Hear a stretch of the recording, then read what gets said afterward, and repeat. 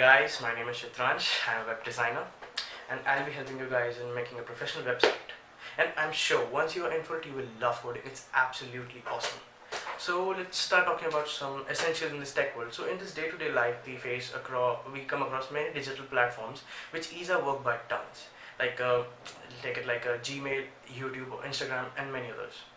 But do you guys actually wondered how do they actually work? Anyone? No. Let me tell you.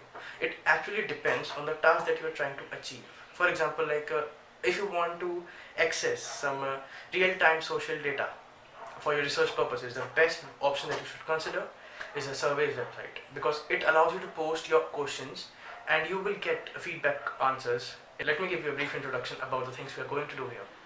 So if we talk about web designing, it has two ends, or we can say it has two parts, the front end and the other one is back end. Front end includes dealing with languages like HTML5, CSS, Bootstrap, and some other plugins, which are a bit easier to learn if you compare both front and back ends. But the back end has some languages like jQuery and PHP, a bit of JS, which require a bit of practice, but yeah, you can easily master them. Well, the main question that arises is what mainly attracts you to a web platform? The answer is the graphic designing along with the content and the data security the website provides. That's all where our focus should be right now. So coming back to today's video's main topic, there are two ends. So in simple words, what I can say is that the front end deals with the layout and appearance of a website, while the back end helps you in the real-time data transmission. If I explain it with the example, we take your mail account as an example, right? When you log in into your mail account, the backend languages manages to carry all the data, your username, your password, to the host.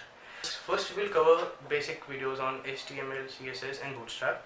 Then we'll proceed towards a bit more advanced section of web designing, like creating animations in Canvas or using SVGs and creating frames. We will also try to upload some stuff on high-level languages like C++, Java, and C#, Python.